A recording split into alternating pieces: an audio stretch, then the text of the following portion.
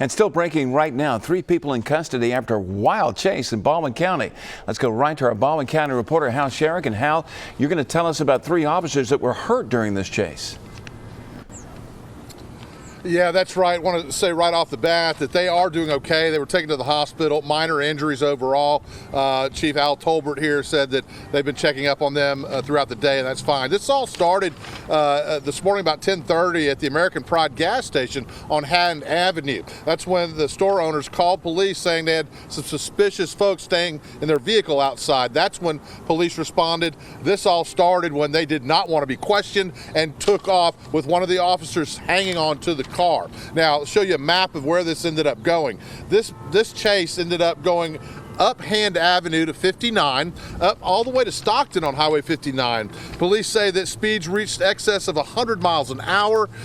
County also got involved trying to help Bay Minette PD stop the suspects. In Stockton, they then turned south on 225, came back down all the way to Crossroads and County Road 138, avoiding spike strips along the way. They headed east on 138 to Quinley Avenue, a dead end. And that's where, if we'll take a look at this video that we got from the police department, you can see some of this pursuit as they went through the neighborhood there on Quinley Road. That's a dead end, and you can see the truck they're pursuing as they go through that neighborhood. Just a scary situation. Talked to folks who heard all the sirens, saw the commotion. It all ended at a private residence at that dead end, and that is where Darwin Scott was asleep. He woke to that saying it was as if something from a dream with police everywhere. He took some pictures. Let's take a look at some of these pictures that he took. This is Darwin's place. It's a very secluded home at the end of this dead end, the last thing you would expect to happen. He took some pictures. He said that there were at least 10 or 12 marked and unmarked units in his yard. He watched them apprehend 3 subjects there on his property. He took a few pictures there, but now he said that it was obvious to him that these folks did not know where they were going.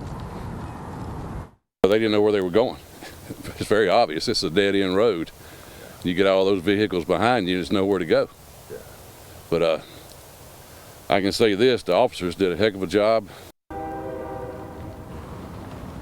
Now, one of the passengers was questioned at PD.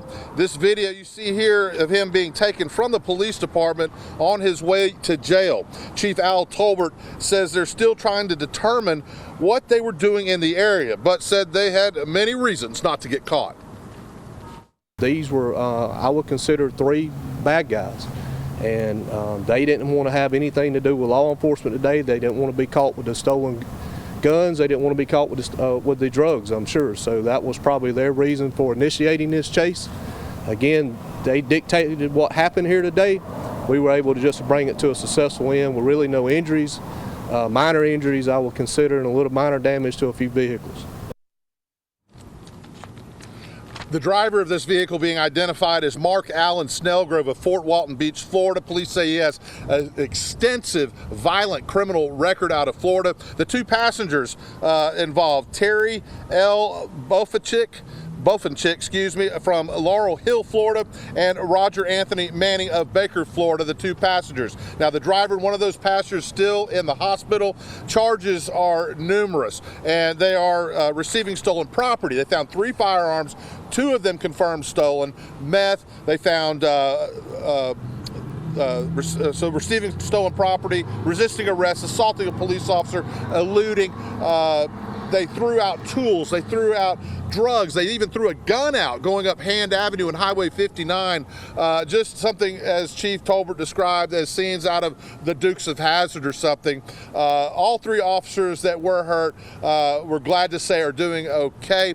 2 of these suspects still remain in the hospital. We're not sure right now the extent of their injuries, but one has already, as you saw, been taken to jail. Just a crazy day in Bay Minette today. Reporting live here in Bay Minette, Hal Sherrick, Fox 10 News.